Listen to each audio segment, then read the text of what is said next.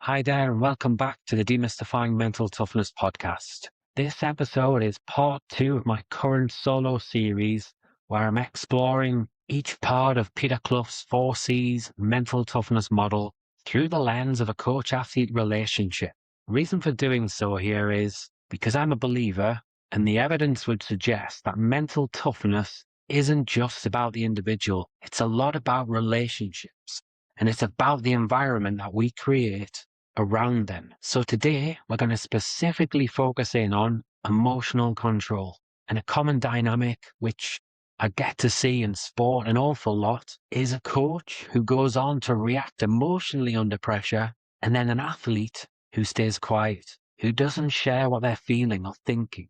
Now, on the surface, this might not seem like a problem, but, and there is a but, when quietness gets misread as not caring, and then emotion turns into pressure or into fear, then performance, enjoyment, big happy smiles, and then development really does suffer. So I think this really is an important episode. So we're going to explore why it happens, what's going on in the brain, how coaches and how athletes can learn to meet each other somewhere in the middle. So now what we're going to do is we're going to think about a training session or practice. I'm sure there's been times when you've noticed the tone just wasn't quite right, where there was some tension in the room. And often what can happen then is people might notice some body language isn't great. And I'm talking here from the coach. And as time goes on in this practice session, there might be some cutting remarks. There might be some humiliation. Sarcasm can flow too. And then at the same time, you've got some athletes there who just don't say anything. They get their heads down, they stay calm, or they look like they're staying calm. They certainly don't bite. They're just not showing a great deal. They're just playing. And to some, this is not a big problem. But ultimately, this is what we're going to talk about here. This pairing here, which is common in sport, you've got the low emotional control coach, and then you've got the high emotional control athlete. And the reality is, I could have flipped this the other way around too. It's also common that you get an athlete who's low in emotional control and a coach who is high in emotional control. But yeah, I've chosen to go down this route. And the goal here isn't to shame anyone. It's simply to educate. It's to help people understand what's going on. Because what we don't want is performance, enjoyment, and development to be hijacked. And to be hijacked by fear, which often happens. Now, I want you to think about some sports. I'm involved an awful lot in football, and one thing I've noticed is this low emotional control coach is lauded positively in some cases. They're seen as passionate. They care an awful lot, which, let's be honest, is fantastic. And I'm sure you know that coach. But this coach, on the flip side of that, can let everybody know how they feel. If it's sunny, well, they're smiling, they're happy, they're joyful. If it's raining, if it's freezing cold, they're moaning about the weather. They might be moaning about the schedule, the demands on their time, and they might just be giving off the I don't want to be here energy. This sometimes happens. This coach, well, they can focus an awful lot on what they can't control. If they're in this mentality, in this mode, there's a chance they might just react. So their stress levels are up slightly. They're going to criticize errors. They're going to use sarcasm. They might well get defensive too when they're challenged by players, by fellow coaches, by parents perhaps. Also, when the pressure hits, often the language of the coach turns to outcomes. We can't lose this. If you do that again, you're off. And I like to look at these as actually fear phrases. Now let's think about the high emotional control athlete. When you've got this athlete, they may look as though they're staying composed. There's a fair chance that they're going to focus in on themselves and what they can control. They're really difficult to provoke, and they only show emotion when they actually choose to. Sometimes, though, this can be interpreted as if they're detached. They're there, but they're not really there. And it's something that I've seen over and over again, this, because it causes coaches to misread the athlete. Some coaches can get really annoyed and frustrated at athletes who are so calm. But actually, as I've just alluded to, that calmness can be a good thing. And the reason being is because they can be misread. Sometimes it's calmness, quietness, has a coach thinking you just don't care. You're not motivated. You're not hungry. But there is a reality here. Emotional control is not about a lack of motivation. It's simply a style of coping. And in sport, this really can cause some problems, some big problems. The coach gets more and more frustrated, especially this low emotional control coach. Their behavior escalates, their communication gets worse, the athlete withdraws and withdraws some more, and then the coach just thinks, well, they don't care. And hey, yeah, that athlete is completely withdrawn. They might even quit the sport. So this is where we can help coaches, we can help athletes too. I want you to think about pressure, judgment, and fear here. And also, let's be honest, coaching is a tough job. You've got a lot of people to please. You know, there's a lot of people involved in all of this. You've got athletes, players who are wanting to impress you. You've even got parents who want to impress you or maybe fight you as well. Clubs are judging you, social media, there's going to be comparisons there. People are judging you. And then once the whistle or the bell goes, there's not a great deal you can actually control. So a coach can often feel under threat. And as I alluded to earlier, when they do feel under threat, and if they are low in emotional control, their communication can often slip. As I say, into outcome talk, into sarcasm, into controlling language. And then they might have an internal narrative, I don't deserve this. And it's not because they're a bad person. The reason being is their nervous system is on red alert. That's right, high alert. So now let's have a little think about fear culture, about humiliation and the amygdala in our brains here. One thing that we can't get away from is that humiliation is going to kill learning. When a coach publicly destroys a player, an athlete in front of a group, this is not motivation. It's sending a threat signal. And this threat changes the way we think, changes the brain. So the amygdala takes over. Attention narrows, work and memory drops, decision making, well, it becomes rigid. In other words, the player, the athlete, is going to get worse at the task in hand, likely at that exact moment when you want them to get better. Even the players who look fine, they're going into this emotional bunker, if you like. Now, the thing to realize here is they're not engaged. They're simply surviving. So that's one part of this little jigsaw that I'm trying to get across. Another thing is we need to get some balance here because there's a reality that both sides do offer some strengths. I alluded again to this a little bit earlier. The coach who shows emotion, well, they've got passion there. They really want to be there. They've got this level of intensity, honesty. They're going to set high standards for the group. And then when they're feeling good, when they're on top of the world, they've got some energy and some drive that really can lift a group, which I'm pretty sure you'll all agree, these are great, great skills. Then you've got the athlete who is emotionally controlled regularly. They're going to bring some composure under pressure. They might well be your steady 7 out of 10 performer. Under pressure, their decision making is bang on. They're going to have fewer emotional spikes. So you know what to expect from them. They'll finish strongly and they're going to focus in on the controllables. So if we think about it, if both of these people are operating in a good place, this pairing, wow, can be really, really powerful. The big thing is that they learn to meet in the middle. And how do they do that? Well, I'm going to give you a little framework now to try and make sense of this, where we focus in on emotional intensity and emotional regulation. So let's think about number one, high intensity plus high regulation.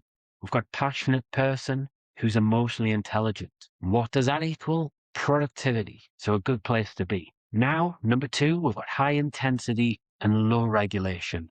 We've got a coach here who's going to be reactive, overwhelmed, and emotions are going to then drive the behavior of themselves and their athletes and players. If we go with low intensity, so we're sticking here with the athlete in this case, and high regulation, we've got this calm, composed performer who's great at making decisions under pressure, but as I alluded to, they're hard to read.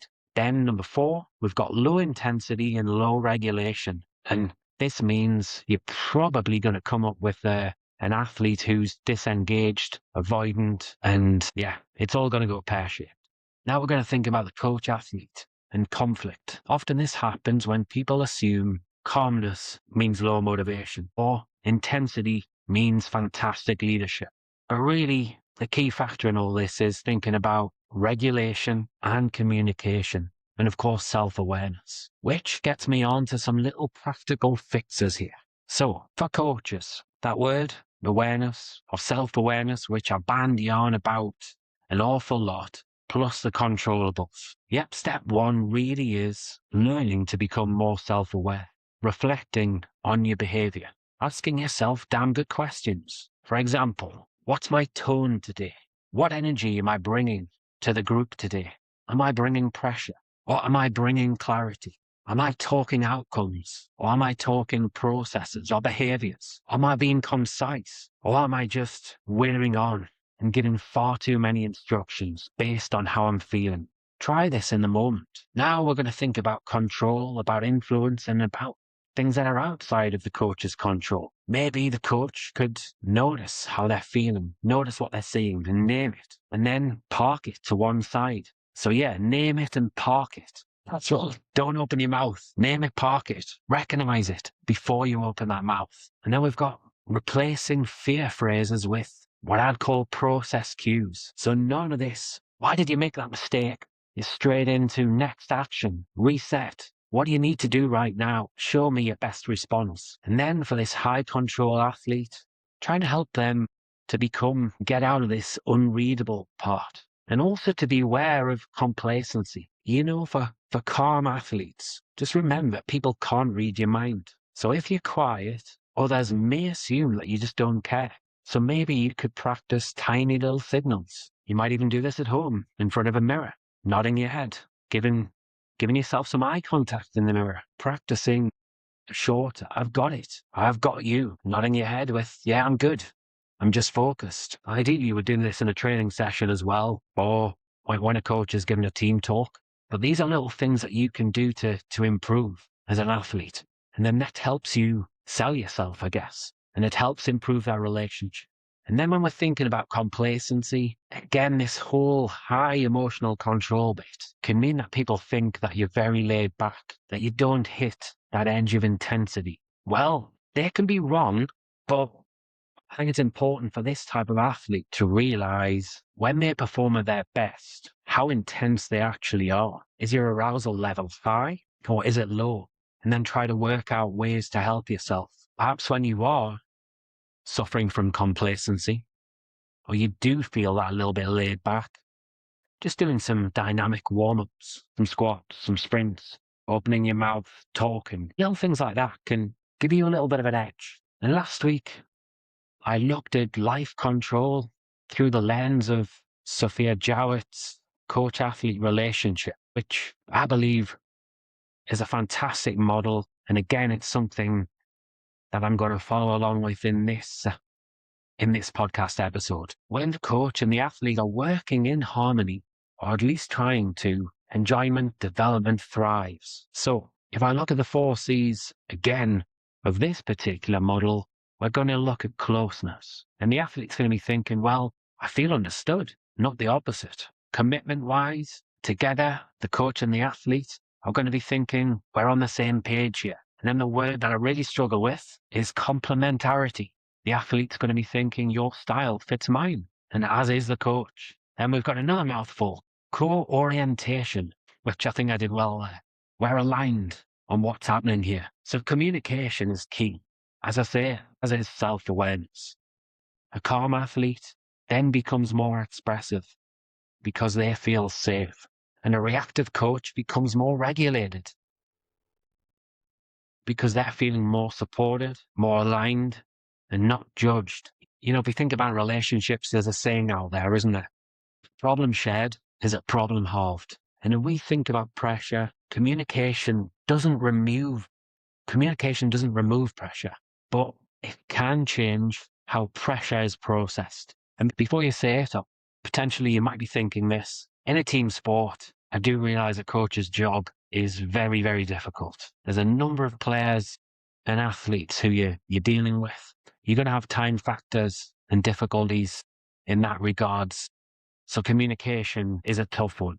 But maybe, you can think a little bit outside of the box there and how you can help yourself in this regards. Another element I'm going to touch on here is youth development and why emotional regulation can actually be low. So when it comes down to youth development, ultimately emotional regulation is going to be a skill that's going to develop over time. Younger athletes, especially those in that 9 to 14 age range, often they've got bigger, much huger emotions that they're going to deal with, and then fewer breaks, fewer ways to reset. And again, for a coach here, this is understandable. And it doesn't mean that they're weak. It means that they're just trying to learn how to steer their system, to drive their car. And in this sense, this is where the coach's emotional control really does have a big bearing.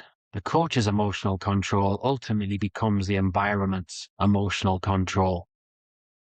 As we begin to wrap up today's episode, I really do hope that it's highlighted just how powerful and how complex emotional control can be within this 4C's framework of mental toughness. Emotional control, it sits within this control component, and it shapes the emotional climate around performance, enjoyment, and development, as I've mentioned numerous times. When a coach is reactive and outcome-focused, pressure can spread. And when an athlete withdraws to be able to cope, it can be very easily misinterpreted. But really, this isn't just about control. This is going to influence confidence, because let's face it, when athletes perform at their best, they're more likely to feel psychologically safe. It's going to affect commitment, because fear reduces effort and engagement over time. And it's going to shape how athletes approach challenge. Whether pressure feels like a threat to simply survive or an opportunity to learn and to grow. So the key message here is emotional intensity isn't the issue. Lack of emotional regulation can be. Coaches certainly don't want to remove their passion, and athletes don't necessarily need to become much more expressive and change their personality style. Both sides can develop. Both sides can benefit, but they're only going to benefit when there's awareness, when communication is more open, and when there's a sense of safety. So here's a question I'd like to leave you with. When pressure rises in your environment, are your emotions helping people perform, or are they just simply making them feel like they need to survive? Because the reality is, the emotional tone that you create often then becomes that performance ceiling for the people around you. Give it some thought. Feel free to drop me a message, whether you agree, disagree, whether you've come across this. Offer some advice. Offer some thoughts on some of the other C's that I'm going to touch on in the next 6 weeks. And until next week, with more ramblings, as I say, on another C, another component of mental toughness. Have a great week. If you enjoyed this episode of the Demystifying Mental Toughness podcast with David Charlton, do check out my website, sport-excellence.co.uk, and my online sport psychology resources. Sport Excellence website has essential resources for anyone looking to build their own mental toughness or the mental toughness of their athletes or teams, or if you want to achieve peak performance more often or optimal functioning. The Sport Excellence website has everything you need to keep moving forward and thrive. So go on, head over to sport-excellence.co.uk to find out more.